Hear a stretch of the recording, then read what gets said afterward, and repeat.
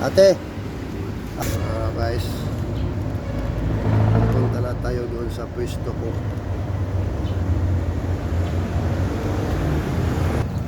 Mainit na dito sa labas. Yan.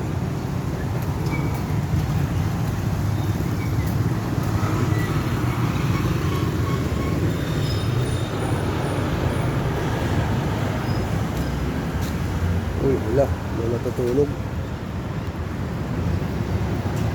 Kilala mo to?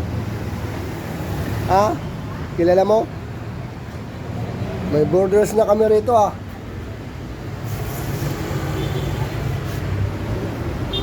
Singin natin mga kadol makit. Ate. Ate. Ate. Ate. Ate. Ate. Te. Te, gising na po te. Magbubukas na po kami. Gising na po, magbubukas na po kami. Pasensya na po sa istorbo. Maghanap na lang po kayo ate ng ibang matutulugan kasi mag-open po kami. Mag-open kami. Pasensya na po sa istorbo te ha.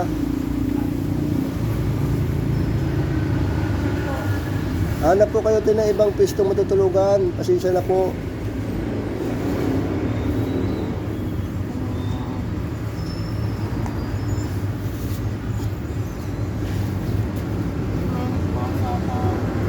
Ha?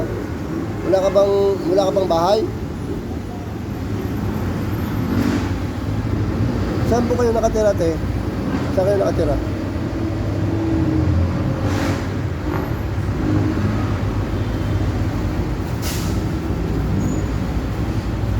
Wala ka bang pamilya rito? Ha? Marisan po ang ito po sa suicide. Ayusan dito ko eh. Asawa mo? Ito po. Sino yun? Pinsan ng tatay ko sa Ah, pinsan ng tatay mo. ito nakasama sa bahay. Sa Saan? bahay nila sa Sumel. Taga saan yun? Sumel. Sumit? Malayo dito? Bahay nila, sinundo rin. Pero pwede mo lang lakarin hanggang mula dito. Yung bahay.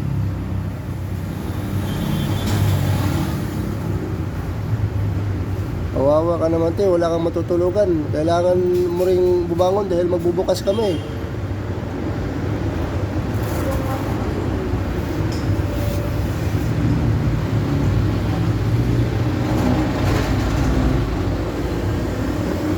Muslim kayo te?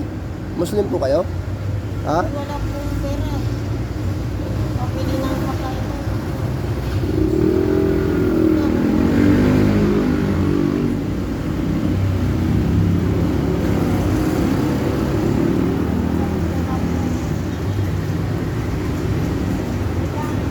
Pasensya na po sa istorbo ate ha.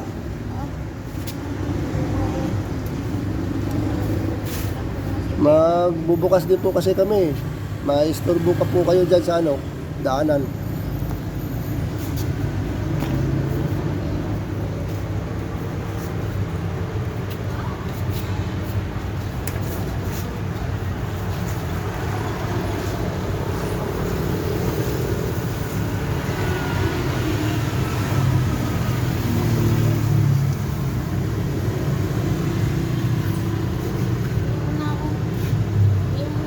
Sige po.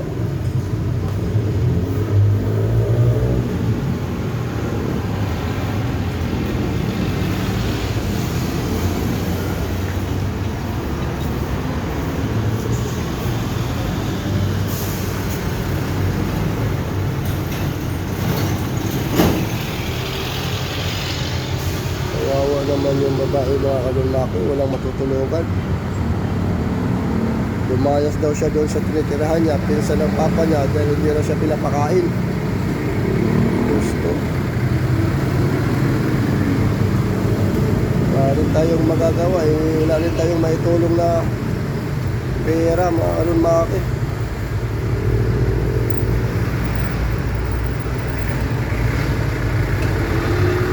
Mayaman lang sana talaga ako.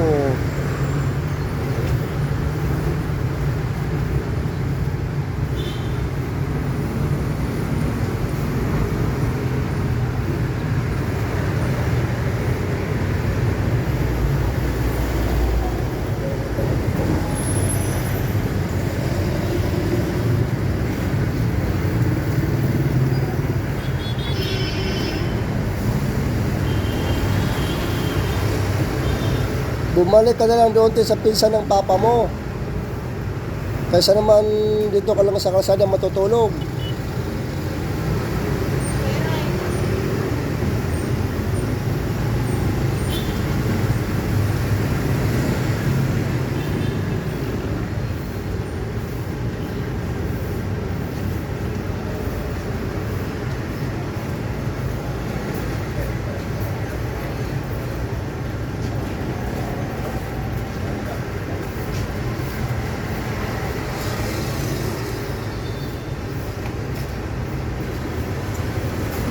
Pasensya ka natin ha, naisturbo yung tulog mo. Wala rin talaga akong maitutulong sa'yo, wala rin akong kapira-pera eh.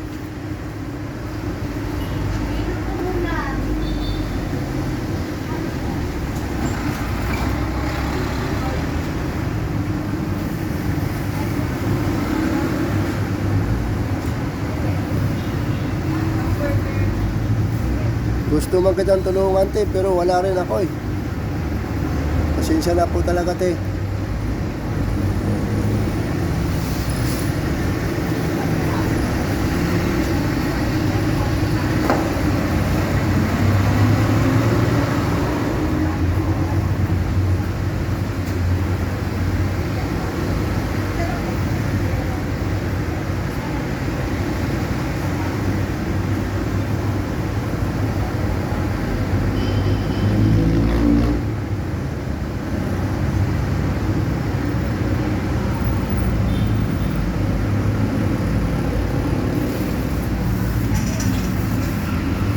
Payong mo to?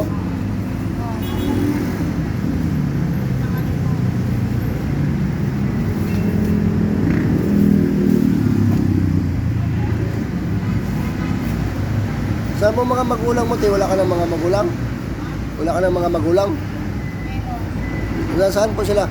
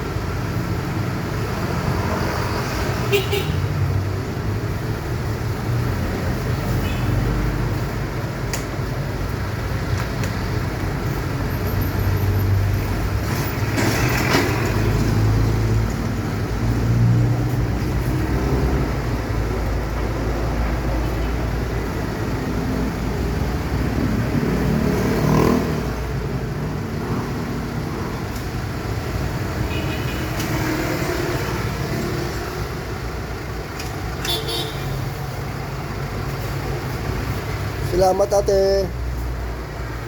Pasensya na po.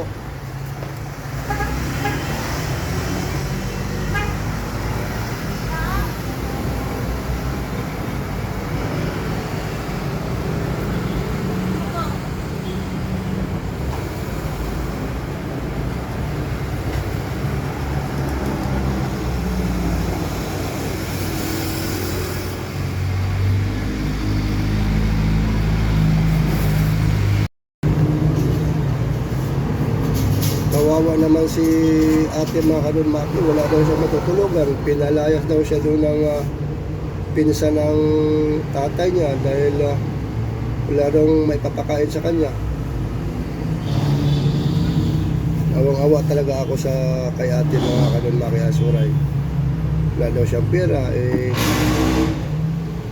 Diyos ko po, kung ako lang talaga ang may kaya sa buhay, dapat yung mga ganong tao ang dapat tulungan natin. So wala naman akong magagawa dahil walang-wala rin ako. Kung meron lang sana, hindi talaga ako magdadalawang isip na tumulong sa mga ganong klaseng tao dahil lang kawawa, walang matutulugan, walang makain.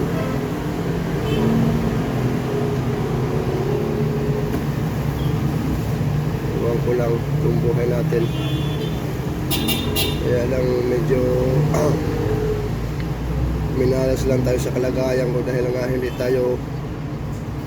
tayo pinanganak na may pera. So yung guys, no, napaano na rin natin sa ate. Nakiusapan naman natin sa atin na umalis muna dahil nga magbubukas din kami.